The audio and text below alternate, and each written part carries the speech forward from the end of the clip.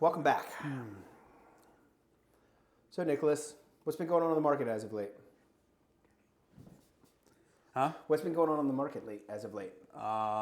Depends on what you're Talking about? asking about. Yeah. Well, Yeah, I mean, I like to pride myself on looking at this stuff weekly, and everything I'm seeing is, data points to cooling in the housing market. The housing recession is over.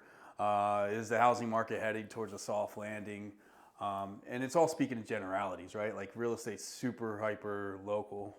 There's certainly some areas of the country that are experiencing drastic pullbacks. I just don't know if that's here. And I know it's not right now here. Yeah. And, I think what you're reading is what people are asking me about, at least, and they're asking, so when are the home prices going to come down? Yeah. Or when are the interest rates going to come down? Yeah. Or what is is it still a manic rush to try to get an offer in? Yeah. All of those things that they've been used to over the last 3 years, they think they've suddenly eased. Yeah. And it's not my experience that any of that is the case. No, I mean, it depends on what you want to look at. Like if you look at new home listings coming on the market, year over year, we're down 25%. If you look at home sales, new home sales or not new home sales, but new sales pending, Yes. year over year, we're down 17%. But if you look at home prices, that's up almost 4%. Right. So it's decelerated. Certainly, it's decelerated. We're seeing less multiple offer situations. Right. We're actually seeing some price reductions out there. A little bit of a longer time on market, but by and large, prices have still gone up year over year, with less activity. Right. So, what I'm telling people is just trying to be honest with them. Is if you're getting into the market to buy a house, this may be the shittiest time ever that I can think of to buy a house. Interest rates are at 7%. Right. Highest they've been in years. Right. There's no inventory. It's the lowest inventory levels since they started tracking in early 80s. Right. So affordability, there's less to choose from, and affordability is really poor. On what planet is those good conditions to buy in? So zero. Yeah, right. It's not good conditions. So I always start being honest with people. So if you have a need, because people still have a need to buy a house, right? Mm-hmm. They gotta get out of the house they're in because they got a job relocation or a kid, they're growing out of it. They have to, right? Yep. So there's reasons where you need to get out of the house or you need to buy a house. Right. Then I'd say there is an opportunity to get done what you need to get done. It just might take a little bit more patience, and you got to set the right expectation. But it's not an awesome time to be doing it. So it's super, super hard for buyers. Yeah, so I think starting with that in mind just lets people know up front you're not trying to pull the wool over their eyes type of thing. Yeah. I saw a thing the other day, and I think it was a really great analogy of where we think this market could be going, right? And it was talking about interest rates are holding back so many people from selling and going to that next move. Mm-hmm. So there's a hesitancy of current home owners to do what they might have normally done in a more normal market, to put their house on the market and buy that move up property in preparation for that next phase of their life. Yeah. But because the interest rates where they are, they're not doing that.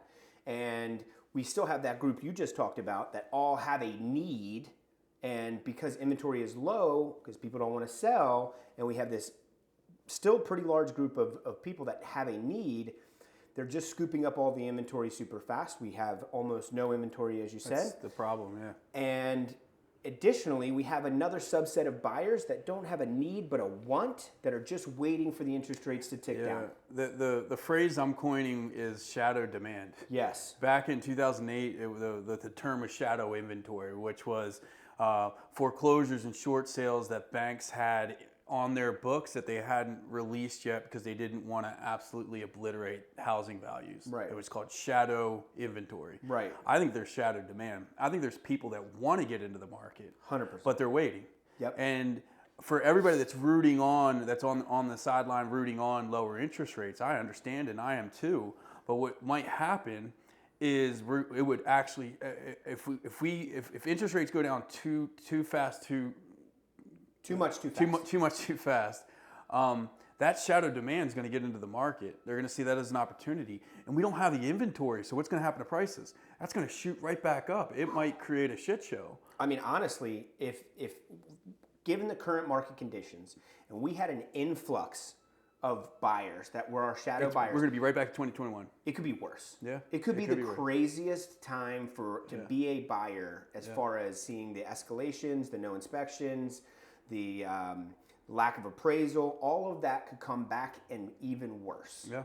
So it's a crazy time. We don't have a crystal ball. If we had a crystal ball, we wouldn't be here. We'd be retired in Costa Rica. Well, and the thing is, that shadow demand will get off the sidelines faster than the inventory crisis will change, because deciding to put your home on the market is a decision that takes months, if not years, right?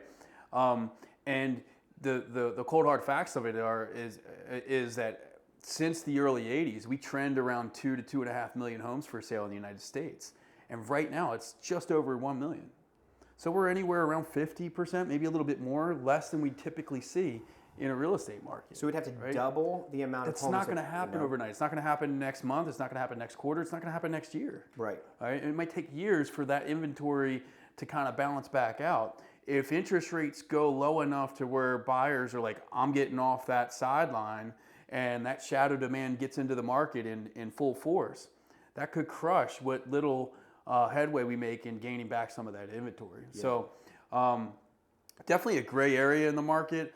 I would say that for people that are thinking of getting into the market, the very best thing you can do is to really get thorough with your needs analysis and start that planning process much earlier than you're thinking. So if you have a lease that's up in 6 months or next year, I would start that process no later than 6 months from the lease ending. Yeah. If you have a house to sell and you want to buy another house, that's where it gets really tricky, because it's very conceivable, at least in the Baltimore area, that your house is going to sell very quickly and you don't want to get caught without having a place to live. So how do we balance that? That all shakes out in the planning process and having a good game plan. So whether you're thinking of getting in sooner or later, I would absolutely, because of this market, start that process, start the conversation, start strategizing sooner than you think. Absolutely. Yeah.